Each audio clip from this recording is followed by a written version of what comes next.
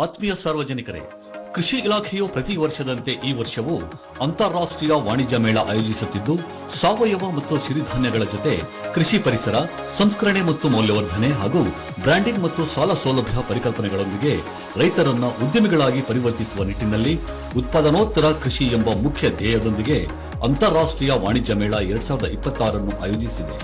ಇದೇ ಫೆಬ್ರವರಿ 6, 7 ಮತ್ತು 8ರಂದು ಬೆಂಗಳೂರಿನ ಅರಮನೆ ಮೈದಾನದ ತ್ರಿಪುರವಾಸಿನಿಯಲ್ಲಿ ಬನ್ನಿ, ಅನ್ವೇಷಿಸಿ, ಅವಲೋಕಿಸಿ. ಕೃಷಿ ಉತ್ಪನ್ನಗಳ ವೈವಿಧ್ಯಮಯ ಮಳಿಗೆಗಳಲ್ಲಿ, ಸಾಂಸ್ಕೃತಿಕ ಕಾರ್ಯಕ್ರಮಗಳಲ್ಲಿ ನೀವು ಪಾಲ್ಗೊಳ್ಳಿ. ಕೃಷಿ ಉತ್ಪನ್ನಗಳನ್ನು ಬಳಸೋಣ, ರೈತರ ಶ್ರಮವನ್ನು ಶ್ರೀಮಂತಗೊಳಿಸೋಣ. ಇದು ಕರ್ನಾಟಕ ರಾಜ್ಯ ಕೃಷಿ ಇಲಾಖೆಯ ಪ್ರಕಟಣೆ.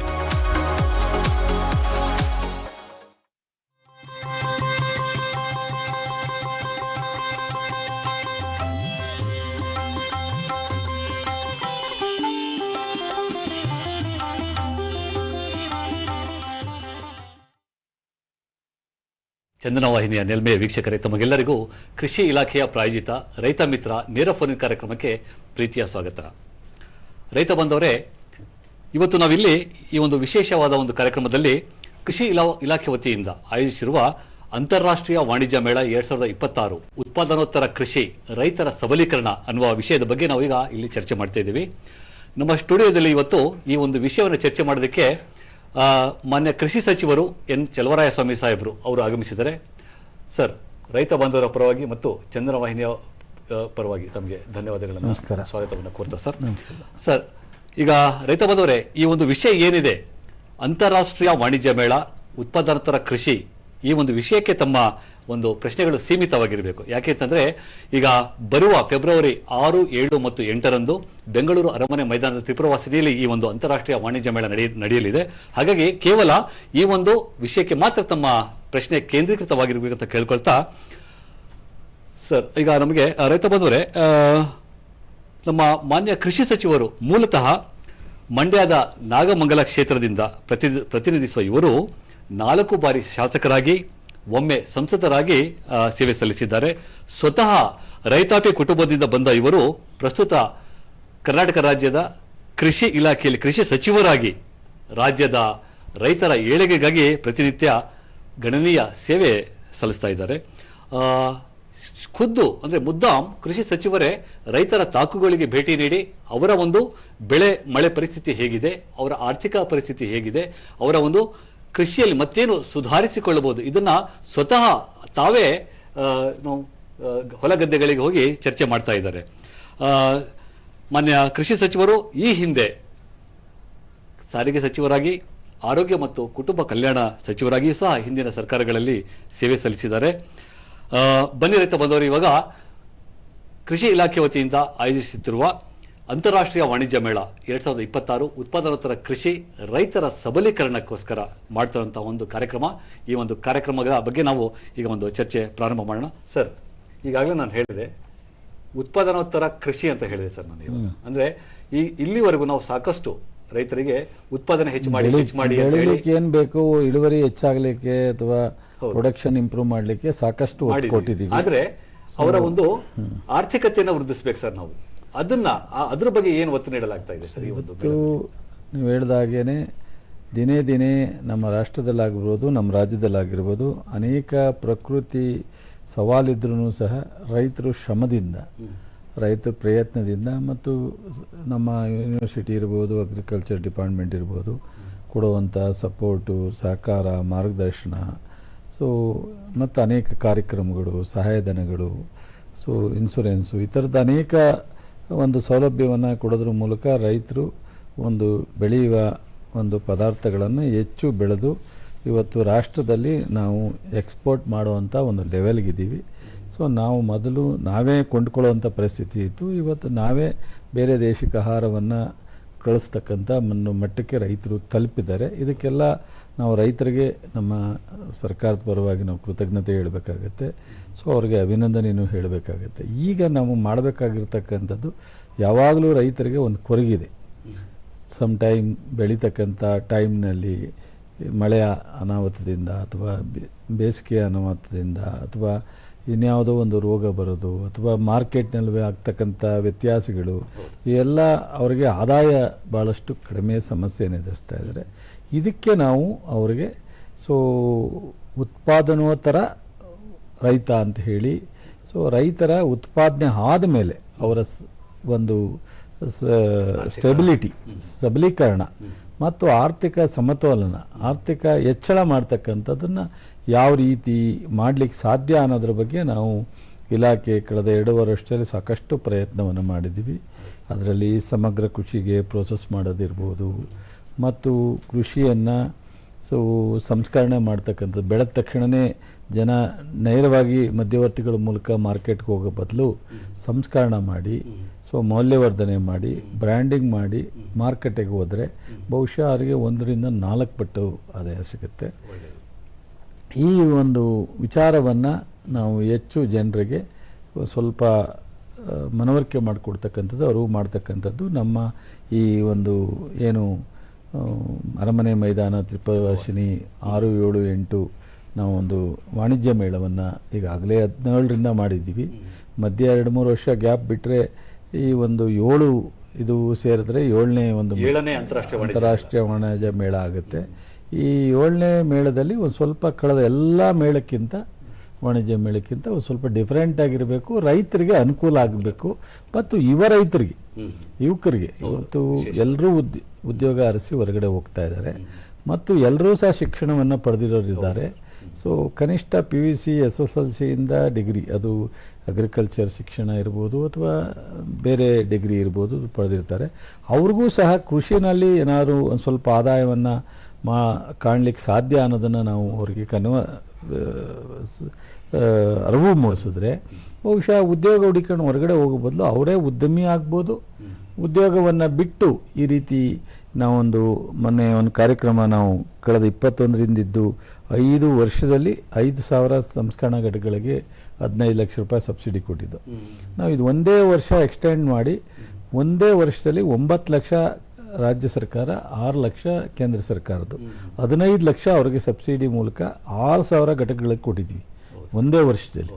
ಇದೆಲ್ಲ ಯುವಕರು ಮತ್ತು FAOಗಳಿಗೆ ಸಂಸ್ಕರಣಾ ಘಟಕಗಳನ್ನ ಮಾಡ್ತಕ್ಕಂಥ ಒಂದು ಆಸಕ್ತಿ ಮತ್ತು ಅವರಿಗೆ ಆರ್ಥಿಕವಾಗಿ ಬಲ ಕೊಡ್ತಕ್ಕಂಥ ಕೆಲಸವನ್ನು ಮಾಡಿದ್ದೀವಿ. ಇದೆಲ್ಲ ಸಾಕಷ್ಟು ಅವರಿಗೆ ಅನುಕೂಲ ಆಗ್ತಾ ಇದೆ. ಆ ನಿಟ್ಟಿನಲ್ಲಿ ಈ ಒಂದು ಮೇಳವನ್ನು ಆಯೋಜಿಸಿದ್ವಿ. ಸರ್, ಈಗ ಕಳೆದ ಮೇಳಗಳಿಗೆ ಹೋಲಿಸಿದ್ರೆ ಈ ಒಂದು ಬರುವ ಫೆಬ್ರವರಿ 6, 7 ಮತ್ತು 8ರಂದು ಏನು ನಡೀತಾ ಇದೆ 7ನೇ ಅಂತಾರಾಷ್ಟ್ರೀಯ ವಾಣಿಜ್ಯ ಮೇಳ ಅಂತ ಹೇಳಿದ್ವಿ ತಾವು. ಇದರಲ್ಲಿ ಈ ಒಂದು ಪ್ರಸ್ತುತ ಅಂತಾರಾಷ್ಟ್ರೀಯ ಮೇಳದಲ್ಲಿ ಏನಾದರೂ ವೈಶಿಷ್ಟ್ಯತೆಗಳಿದಾವೆ ಸರ್? ಇದ್ರೆ ಏನೇನಿದಾವೆ? ಅಲ್ಲ, ಇಲ್ಲಿವರೆಗೆ ಏನಾಗ್ತಿತ್ತು, ನಾವು ಸ್ಟಾಲ್ ಆಗ್ತಿದ್ದು, ಅಲ್ಲಿ ಒಂದಷ್ಟು FAOಗಳು ಬರ್ತಿದ್ರು. ಸೊ ಒಂದಷ್ಟು ಈ ಬೈ ಪ್ರಾಡಕ್ಟ್ ಮಾಡ್ತಕ್ಕಂಥ ಮಹಿಳಾ ಸಂಘಗಳು, ಸ್ವಸಹಾಯ ಸಂಘಗಳು, ಗುಂಪುಗಳು ಬರ್ತಿದ್ದು.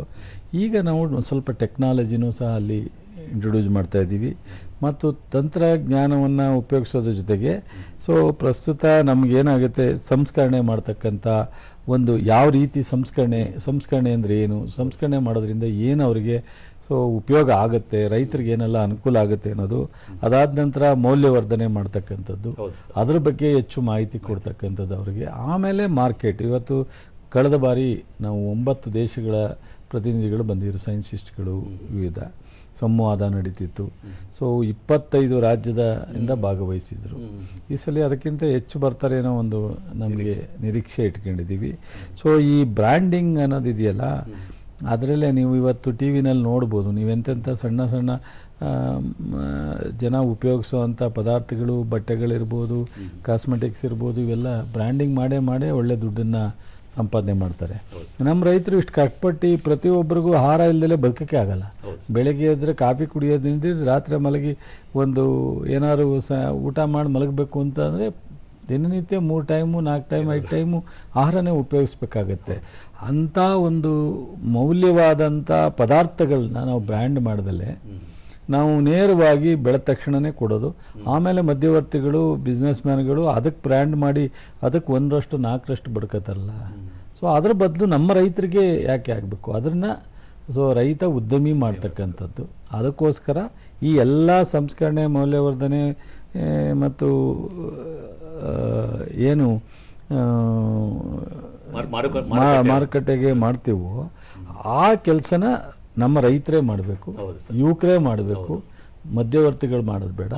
ಅವಾಗ ಇವರು ಆ ಒಂದು ಉದ್ಯಮಿಗಳಾಗಿ ಪರಿವರ್ತನೆ ಆಗ್ತಾರೆ. ಅಂದ್ರೆ ಅವ್ರಿಗೆ ತಾವು ಹೇಳ್ತಿರೋದು ರೈತ ಹೊಲದಿಂದ ನೇರವಾಗಿ ಉದ್ಯಮಿ ಆಗೋದ್ರ ಬಗ್ಗೆ ಏನೇನು ಬೇಕು ಆ ನಿಟ್ಟಿನಲ್ಲಿ ಕೃಷಿ ಇಲಾಖೆ ಶ್ರಮಿಸ್ತಾ ಇದೆ ಅಂತ ಹೇಳಿ ಅದನ್ನ ಅವ್ರಿಗೆ ನಾವು ಪೂರ್ಣ ಪ್ರಮಾಣದಲ್ಲಿ ಬೆಂಬಲ ಮತ್ತು ಆತ್ಮವಿಶ್ವಾಸ ಮತ್ತು ನೀವೇ ಮಾಡಬಹುದು, ಯಾರೋ ಒಬ್ಬ ಬಿಸ್ನೆಸ್ ಮ್ಯಾನ್ ಮಾಡೋ ಬದಲು ನೀವೇ ರೈತರ ಮಕ್ಕಳೇ ಈಗ ಓದಿರ್ಲೇಬೇಕು ಅಂತಲ್ಲ. ಸರ್ ಒಂದು ಕರೆ ಬರ್ತಾ ಇದೆ, ಕರೆ ಸ್ವೀಕರಿಸಿ ಮತ್ತೆ ನಮ್ಮ ಚರ್ಚೆಯನ್ನು ಮುಂದುವರಿಸೋಣ ಸರ್ ನಾವು. ಸತ್ಯನಾರಾಯಣ ಅವರು ಯಾದಗಿರಿಯಿಂದ ಕರೆ ಮಾಡ್ತಾ ಇದ್ದಾರೆ. ಹಲೋ ಹಲೋ ಹಲೋ ಸತ್ಯನಾರಾಯಣ ಅವರೇ, ಹಲೋ. ತಾಂತ್ರಿಕ ದೋಷ ಇರ್ಬೇಕು ಸರ್. ಈ ರೈತರಿಗೆ ನಮಗೀಗ ಅವ್ರಿಗೆ ನಾವು ಹೇಳೋದು ಒಂದು ಕಡೆ ಪ್ರಾಕ್ಟಿಕಲ್ ಆಗಿ ಅವ್ರಿಗೆ ಅನುಭವ ಆಗಬೇಕು. ಹೌದು ಸರ್. ನಾವು ಈ ವಾಣಿಜ್ಯ ಮೇಳದಿಂದ ಏನಾಗುತ್ತೆ ಅಂದರೆ ಅವ್ರು ಅಲ್ಲೇ ನೋಡ್ಬೋದು ಯಾವ ರೀತಿ ಸಂಸ್ಕರಣೆಯನ್ನು ಮಾಡ್ತಾರೆ, ಮೌಲ್ಯವರ್ಧನೆ ಆ ಥರ ಮಾಡ್ತಾರೆ, ಮಾರ್ಕೆಟಿಂಗು. ಇವತ್ತು ಲಾಸ್ಟ್ ಟೈಮ್ 180 ಕೋಟಿ ವಹಿವಾಟಾಗಿತ್ತು ಬೇರೆ ದೇಶದ ಮತ್ತು ಬೇರೆ ರಾಜ್ಯಗಳಿಗೆ. ಇಲ್ಲಿ ನಮ್ಮ ಘಟಕಗಳು ಅವ್ರಿಗೆ ಮಾರುಕಟ್ಟೆಗೆ ಕನೆಕ್ಟ್ ಆಗಿದ್ರು. ಆ ಥರ ಆದಾಗ ಅವ್ರಿಗೆ ಧೈರ್ಯ ಬರುತ್ತೆ. ಗ್ರಾಹಕರು, ಮಾರುಕಟ್ಟೆ ಪಾಲುದಾರರು ಇವರೆಲ್ಲರ ಒಂದು ಸಂಪರ್ಕವನ್ನು ಕಲ್ಪಿಸ್ತೀವಿ. ಅವಾಗ ಅವರು ನಿರಂತರವಾಗಿ ಮುಂದೆ ಸಂಪರ್ಕ ಬಂದ್ಬಿಡುತ್ತೆ. ನಾವು ಇದೊಂದು ವೇದಿಕೆ. ಈ ವೇದಿಕೆ ಆದಮೇಲೆ ಯಾವುದೋ ಮಂಡ್ಯ ಅಥವಾ ಮಂಗಳೂರು ಅಥವಾ ಗುಲ್ಬರ್ಗ, ಬೆಳಗಾಂ ಅಲ್ಲಿಯ ಗ್ರಾಹಕರು ಯಾವುದೋ ಒಂದು ಹೊರ ರಾಷ್ಟ್ರದ ಅಥವಾ ಹೊರ ರಾಜ್ಯದ ಒಬ್ಬ ಬಿಸ್ನೆಸ್ ಮ್ಯಾನ್ಗೆ ಕನೆಕ್ಟ್ ಸಿಕ್ಕಿದ್ರೆ ಅವನು ಮುಂದೆ ಅವನಿಗೆ ಬೇಕಾಗ್ತಕ್ಕಂಥ ಎಲ್ಲ ಇದನ್ನು ಇಲ್ಲಿಂದ ತಗೊಳ್ಳೋಕ್ಕೆ ಪ್ರಯತ್ನ ಮಾಡ್ತಾನೆ.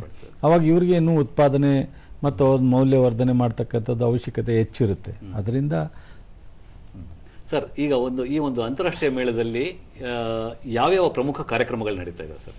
ಸರ್, ಸಾಕಷ್ಟು ನಾವು ಹೊಸ ಕಾರ್ಯಕ್ರಮ ಮಾಡ್ತಕ್ಕಂಥ ಜೊತೆಗೆ ಅಂತಾರಾಷ್ಟ್ರೀಯ ವಾಣಿಜ್ಯ ಸಮ್ಮೇಳನ ಜೊತೆಗೆ ರೈತರ ಕಾರ್ಯಾಗಾರ ಮಾಡ್ತೀವಿ.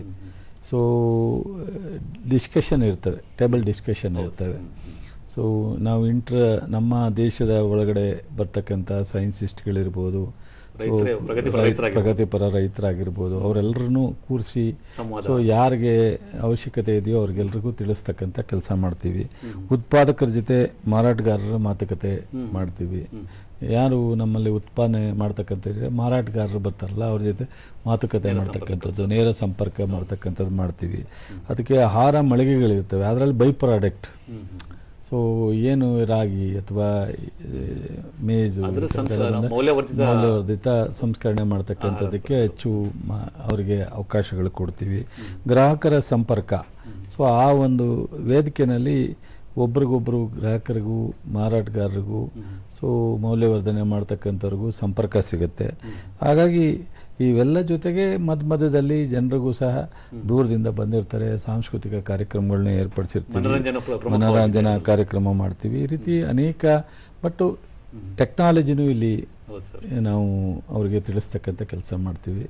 ಟೆಕ್ನಾಲಜಿ ಯಂತ್ರೋಪಕರಣದ ವಿಚಾರವನ್ನು ಸಹ ಅವ್ರಿಗೆ ಸಾಕಷ್ಟು ವಿಚಾರ ಕೊಡ್ತೀವಿ. ಆಮೇಲೆ ಬೇಸಿಕಲಿ ಸಾಯಲ್ ಯಾವ ಸಾಯಲಲ್ಲಿ ಯಾವ ತಳಿಯನ್ನು ಹಾಕ್ಬೋದು, ಯಾವ ತಳಿಯನ್ನು ರೋಗ ನಿರೋಧಕಗಳಿಗೆ ಈಗ ಹೊಸ ತಳಿಗಳು ಯಾವ ಥರ ಇಂಟ್ರೊಡ್ಯೂಸ್ ಆಗ್ತಾ ಇದೆ, ನೀವೆಲ್ಲೆಲ್ಲಿ ಹೊಸ ತಳಿಗಳನ್ನ ನೀವು ತಿಳ್ಕೊಳ್ತಕ್ಕಂಥದ್ದಕ್ಕೆ ಅವಕಾಶಗಳಿದೆ. ಈ ಥರದ ಯೂನಿವರ್ಸಿಟಿಗೆ ಯಾವ ರೀತಿ ನೀವು ಅಪ್ರೋಚ್ ಮಾಡಬೇಕು. ಕೆಲವರೆಲ್ಲ ಯೂನಿವರ್ಸಿಟಿಯ ಎಲ್ಲರಿಗಿಂತ ಬುದ್ಧಿವಂತರಾಗೋ ರೈತರು, ಮತ್ತು ಕೆಲವರು ಮುಗ್ಧರು ಇದ್ದಾರೆ. ಇನ್ನೂ ಯೂನಿವರ್ಸಿಟಿ ಅಂದರೆ ಏನೂ ಗೊತ್ತಿಲ್ಲ, ಅಥವಾ ಇಲಾಖೆ ಅಂದರೆ ಗೊತ್ತಿಲ್ಲ, ಇಲಾಖೆಯಲ್ಲಿ ಸಿಗೋ ಸೌಲಭ್ಯದ ಬಗ್ಗೆ ಗಮನ ಹರಿಸಲ್ಲ, ಈ ಥರ ಎಲ್ಲ ಇದ್ದಾರೆ. ಅದನ್ನೆಲ್ಲ ಪೂರ್ತಿ ಮಾಹಿತಿ ಸಂಪೂರ್ಣವಾದಂಥ ರೀತಿ ನಾವು ಇವತ್ತು ಉತ್ಪಾದನೆ ಆ ಥರ ಅಂತ ಅಂದಾಕ್ಷಣಕ್ಕೆ ನಾವು ಬರೀ ಬ್ರ್ಯಾಂಡಿಂಗೇ ಹೋಗ್ಬಿಡಲ್ಲ. ನಾವೇನಿದೆ ಈ ಮೇಳದಲ್ಲಿ ಬೇಸಿಕ್ ನೀಡ್ಸ್ ಏನಿದೆ ಅದನ್ನೂ ಸಹ ರೈತರಿಗೆ ತಿಳಿಸ್ತಕ್ಕಂಥ ಕೆಲಸ ಮಾಡಿ. ಸರ್, ಒಂದು ಜಾಹೀರಾತು ಇದೆ, ಆ ಒಂದು ಜಾಹೀರಾತನ್ನು ವೀಕ್ಷಿಸಿ ಮತ್ತೆ ಚರ್ಚೆ ಮುಂದುವರಿಸೋಣ ಸರ್. ನಾವು ಅದೇನಿವತ್ತು ಆತ್ಮೀಯ ಸಾರ್ವಜನಿಕರೇ, ಕೃಷಿ ಇಲಾಖೆಯು ಪ್ರತಿ ವರ್ಷದಂತೆ ಈ ವರ್ಷವೂ ಅಂತಾರಾಷ್ಟ್ರೀಯ ವಾಣಿಜ್ಯ ಮೇಳ ಆಯೋಜಿಸುತ್ತಿದ್ದು, ಸಾವಯವ ಮತ್ತು ಸಿರಿಧಾನ್ಯಗಳ ಜೊತೆ ಕೃಷಿ ಪರಿಸರ, ಸಂಸ್ಕರಣೆ ಮತ್ತು ಮೌಲ್ಯವರ್ಧನೆ ಹಾಗೂ ಬ್ರ್ಯಾಂಡಿಂಗ್ ಮತ್ತು ಸಾಲ ಸೌಲಭ್ಯ ಪರಿಕಲ್ಪನೆಗಳೊಂದಿಗೆ ರೈತರನ್ನ ಉದ್ಯಮಿಗಳಾಗಿ ಪರಿವರ್ತಿಸುವ ನಿಟ್ಟಿನಲ್ಲಿ ಉತ್ಪಾದನೋತ್ತರ ಕೃಷಿ ಎಂಬ ಮುಖ್ಯ ಧ್ಯೇಯದೊಂದಿಗೆ ಅಂತಾರಾಷ್ಟ್ರೀಯ ವಾಣಿಜ್ಯ ಮೇಳ 2026 ಆಯೋಜಿಸಿದೆ. ಇದೇ ಫೆಬ್ರವರಿ 6, 7 ಮತ್ತು 8ರಂದು ಬೆಂಗಳೂರಿನ ಅರಮನೆ ಮೈದಾನದ ತ್ರಿಪುರವಾಸಿನಿಯಲ್ಲಿ ಬನ್ನಿ, ಅನ್ವೇಷಿಸಿ, ಅವಲೋಕಿಸಿ. ಕೃಷಿ ಉತ್ಪನ್ನಗಳ ವೈವಿಧ್ಯಮಯ ಮಳಿಗೆಗಳಲ್ಲಿ, ಸಾಂಸ್ಕೃತಿಕ ಕಾರ್ಯಕ್ರಮಗಳಲ್ಲಿ ನೀವು ಪಾಲ್ಗೊಳ್ಳಿ. ಕೃಷಿ ಉತ್ಪನ್ನಗಳನ್ನು ಬಳಸೋಣ, ರೈತರ ಶ್ರಮವನ್ನು ಶ್ರೀಮಂತಗೊಳಿಸೋಣ. ಇದು ಕರ್ನಾಟಕ ರಾಜ್ಯ ಕೃಷಿ ಇಲಾಖೆಯ ಪ್ರಕಟಣೆ. ರೈತ ಬಂದರೆ ಮತ್ತೊಮ್ಮೆ ತಮಗೆ ಕೃಷಿ ಇಲಾಖೆಯ ಪ್ರಾಯೋಜಿತ ರೈತ ಮಿತ್ರ ನೇರ ಫೋನ್ ಕಾರ್ಯಕ್ರಮಕ್ಕೆ ಸ್ವಾಗತ ಕೋರ್ತಾ, ಇವತ್ತು ನಾವಿಲ್ಲಿ ಕೃಷಿ ಇಲಾಖೆ ಆಯೋಜಿಸುತ್ತಿರುವ ಅಂತಾರಾಷ್ಟ್ರೀಯ ವಾಣಿಜ್ಯ ಮೇಳ 2026 ಉತ್ಪಾದನೋತ್ತರ ಕೃಷಿ ರೈತರ ಸಬಲೀಕರಣ ಈ ಒಂದು ವಿಷಯವನ್ನು ಇಲ್ಲಿ ಚರ್ಚೆ ಮಾಡ್ತಿದ್ವಿ. ಈ ಒಂದು ವಿಷಯವನ್ನು ಚರ್ಚೆ ಮಾಡೋದಕ್ಕೆ ನಮ್ಮ ಕರ್ನಾಟಕ ಸರ್ಕಾರದ ಮಾನ್ಯ ಕೃಷಿ ಸಚಿವರಾದ ಎನ್ ಚಲುವರಾಯಸ್ವಾಮಿ ಸಾಹೇಬರು ವೇದಿಕೆ ನಮ್ಮ ಈ ಒಂದು ಸ್ಟುಡಿಯೋದಲ್ಲಿ ಇದ್ದಾರೆ. ಈಗ ನಾವು ಇಷ್ಟೊತ್ತು ಆ ಒಂದು ವಾಣಿಜ್ಯ ಮೇಳದ ಬಗ್ಗೆ ಚರ್ಚೆ ಮಾಡ್ತಾ ಇದ್ದೀವಿ. ಸರ್, ಈಗ ಮುಂದುವರೆಸಿದ್ದೇ ಆಗಿದ್ರೆ, ಸೊ ಈ ಒಂದು ವಾಣಿಜ್ಯ ಮೇಳದಲ್ಲಿ ಪ್ರತಿ ವರ್ಷ ಕೆಲವೊಂದು ಪೂರ್ವಭಾವಿ ಕಾರ್ಯಕ್ರಮಗಳನ್ನ ಹಮ್ಮಿಕೊಂಡಿರ್ತೀರ ಸರ್ ತಾವು. ಸೊ ಈ ವರ್ಷ ಯಾವ ಯಾವ ಪೂರ್ವಭಾವಿ ಕಾರ್ಯಕ್ರಮಗಳನ್ನ? ನಮ್ಮಲ್ಲಿ ಕ್ರಿಸ್ತು ಜಯಂತಿ ಅಂತೇಳಿ ಒಂದು ಯೂನಿವರ್ಸಿಟಿ ಇದೆ. ಹೌದು ಸರ್. ಸೊ ಅಲ್ಲಿ ಒಂದು 3 ದಿನದ ಕಾರ್ಯಕ್ರಮ ಮಾಡಿ ಅಲ್ಲೆಲ್ಲ ಮಕ್ಕಳು ಪೂರ್ತಿ ಇನ್ವಾಲ್ವ್ಮೆಂಟ್ ತೋರಿಸಿ ಅಲ್ಲಿ ಈ ನಾವು ಮಿಲೆಟ್ ಸಂಬಂಧಪಟ್ಟಂತೆ ಸಾವಯವ ರೀತಿಯಲ್ಲಿ ಬೆಳೀತಕ್ಕಂಥ ಪದಾರ್ಥಗಳನ್ನು ಮತ್ತು ಅಲ್ಲಿ ಪ್ರಿಪೇರ್ ಮಾಡ್ತಕ್ಕಂಥದ್ದು ಇದೆಲ್ಲ ಅಲ್ಲಿ ಮಾಡಿ ಅಲ್ಲಿಂದನೂ ಸಹ ನಾವು ಒಂದು ಪ್ರೀ ಪ್ರೋಗ್ರಾಮ್ ಮಾಡಿದ್ದೀವಿ. ಅದಾದಮೇಲೆ ಮೊನ್ನೆ ಫೆಬ್ರವರಿ 1 ಸೊ ನಾನು ಭಾಗವಹಿಸಿದೆ. ಸೊ ಅಗ್ರಿ ವಾಕ್ ಅಂತೇಳಿ ಕೃಷಿ ನಡಿಗೆ ಸೊ ಸಾಕಷ್ಟು 1,000ಕ್ಕೂ ಹೆಚ್ಚು ಯುವಕರು ಭಾಗವಹಿಸಿದರು, ಹಿರಿಯರು ಇದ್ದರು. ಸೊ ನಾನು ನಮ್ಮ ಇಲಾಖೆ ಎಲ್ಲ ಅಧಿಕಾರಿಗಳು ಭಾಗವಹಿಸಿ ಭಾಳ ಯಶಸ್ವಿ ಕಾರ್ಯಕ್ರಮ ಆಯಿತು. ಅದಲ್ಲದೆ ಬೇರೆ ಬೇರೆ ಥರದ ಇಡೀ ರಾಜ್ಯ ಎಲ್ಲ ಜಿಲ್ಲೆನಲ್ಲೂ ಸಹ ಈ ಕೃಷಿಗೆ ಸಂಬಂಧಪಟ್ಟದಂಥದ್ದು, ಕೃಷಿ ವಾಣಿಜ್ಯ ಮೇಳಕ್ಕೆ ಸಂಬಂಧಪಟ್ಟಿದ್ದು, ಸೊ ಎಲ್ಲ ಇದನ್ನು ನಾವು ಕೃಷಿ ಮೇಳವನ್ನು ಮಾಡಿ ಜನರಿಗೆ ತಿಳಿಸ್ತಕ್ಕಂಥ ಕೆಲಸ ಮಾಡಿದ್ದೀವಿ. ಅದರ ಜೊತೆಗೆ ಈ ಟೈಮ್ನಲ್ಲೇ ಕೃಷಿ ಪಂಡಿತ್ತು ಮತ್ತು ಕೃಷಿ ಪ್ರಶಸ್ತಿನೂ ಸಹ ನಾವು ಕೊಡ್ತಾ ಇದ್ದೀವಿ.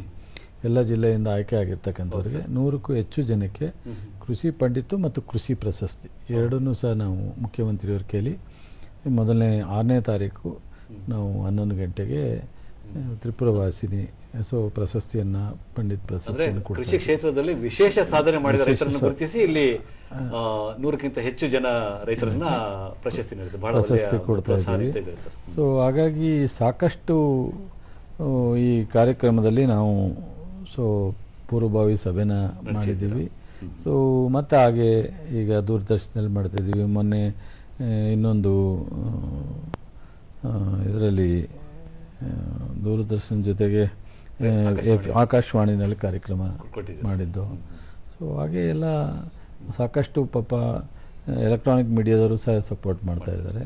ಸೊ ಇದೆಲ್ಲ ಸಾಕಷ್ಟು ಮಾಡ್ತಾ ಇದ್ದಾರೆ. ಈಗ ಒಂದು ಸಂಸ್ಕರಣೆ ಮೌಲ್ಯವರ್ಧನೆಗೆ ಹೇಳ್ತಾ ಇದ್ರಿ ತಾವು, ಅಂದರೆ ಈಗ ಅವ್ರ ಜೊತೆ ನೇರ ಸಂಪರ್ಕ, ಸಂವಾದ ಇವೆಲ್ಲ ಅಂತ ಹೇಳ್ತಾ ಇದ್ರಿ. ಈ ಒಂದು ಸಂಸ್ಕರಣೆ ಮತ್ತು ಮೌಲ್ಯವರ್ಧನೆ ಮಾರುಕಟ್ಟೆ ಸಂಬಂಧ ಯಾರ್ಯಾರು ಭಾಗವಹಿಸ್ತಾ ಇದ್ದಾರೆ ಸರ್ ಇದರಲ್ಲಿ? ಭಾಳ ಪ್ರಮುಖವಾದಂಥ ವಾಲ್ಮಾರ್ಟು, IDC, ಈ ಬಿಗ್ ಬಾಸ್ಕೆಟು, ಸೊ ಜೊತೆಗೆ ಫ್ಲಿಪ್ ಮಾರ್ಕೆಟ್, ಆರ್ಟು, ಅಮೆಜಾನು, ರಿಲಯನ್ಸ್ ಇತ್ಯಾದಿ ಅನೇಕ ಇವರು ಸಹ ಬರ್ತಾ ಇದ್ದಾರೆ. ಮತ್ತು safety RI Mysuru, NIFTEM, IIHR, IIMR ಮತ್ತು NRC ಅಶ್ವ ಇತ್ಯಾದಿ ಸಂಸ್ಥೆಗಳು ಸಹ ಇಲ್ಲಿ ಭಾಗವಹಿಸ್ತಾ ಇದ್ದಾವೆ. ತೋಟಗಾರಿಕೆ ವಿಶ್ವವಿದ್ಯಾನಿಲಯ ಮತ್ತು ಆಹಾರ ಸಂಸ್ಕರಣಾ ತಂತ್ರಜ್ಞಾನಗಳ ಸಹಿತ ಪ್ರದರ್ಶನ ಮಾಡ್ತಕ್ಕಂಥದ್ದು. ಕೃಷಿ ಜೊತೆಗೆ ಹಾರ್ಟಿಕಲ್ಚರ್ ಇದನ್ನು ಸಂಸ್ಕರಣಾ ತನಕ ಪರಿಚಯಿಸ್ತಕ್ಕಂಥ ಕೆಲಸವನ್ನು ನಾವು ಇಲ್ಲಿ ಮಾಡ್ತಾಯಿದ್ದೀವಿ.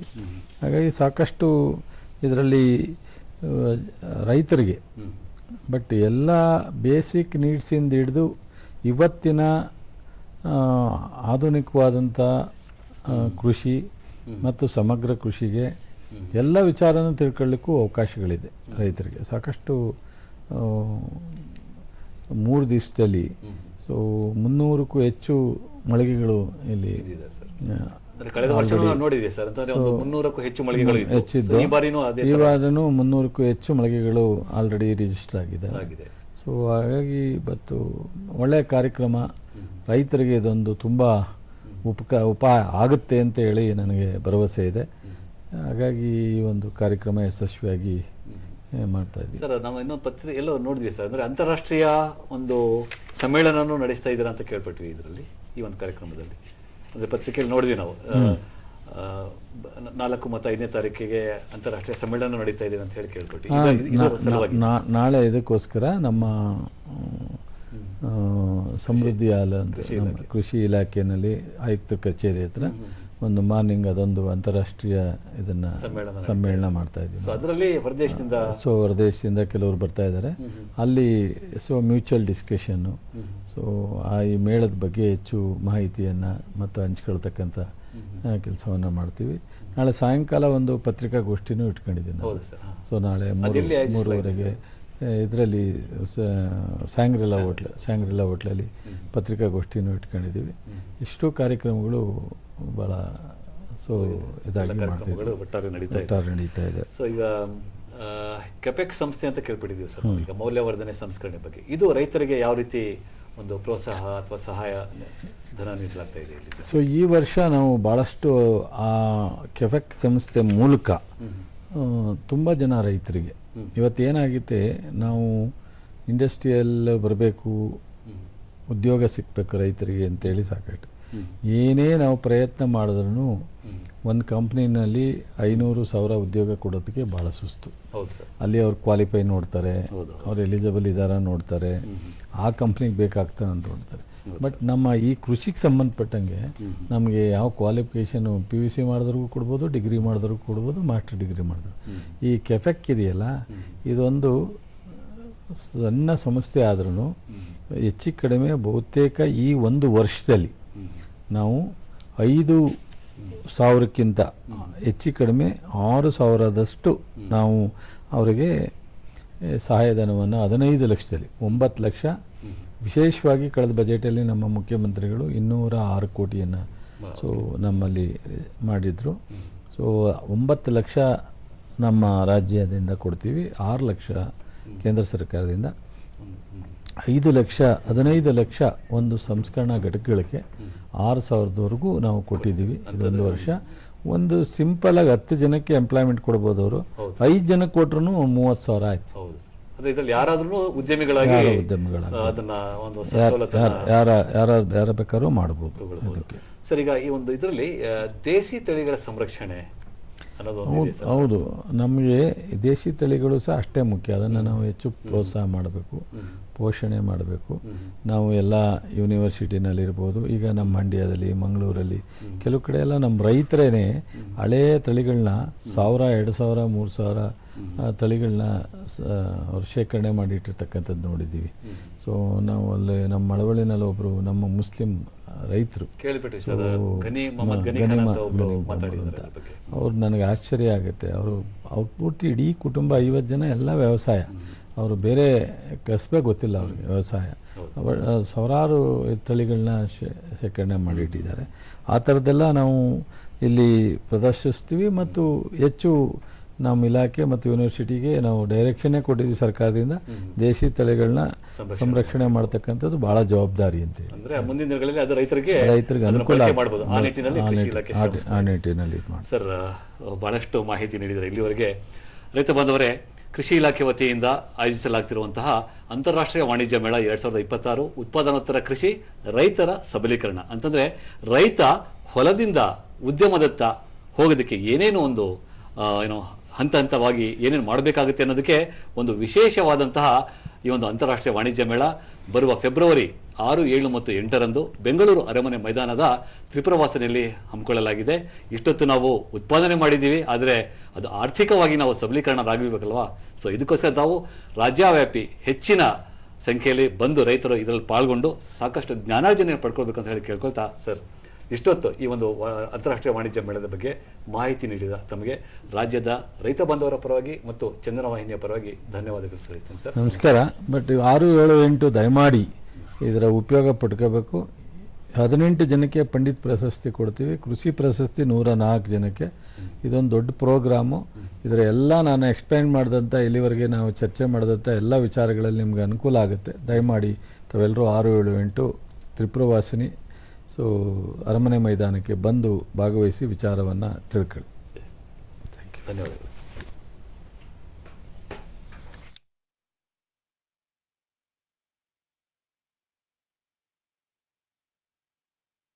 ಅನ್ನದಾತ ಸುಖೀ ಭವ ಎಂಬುದು ನಮ್ಮ ಸಂಸ್ಕೃತಿ.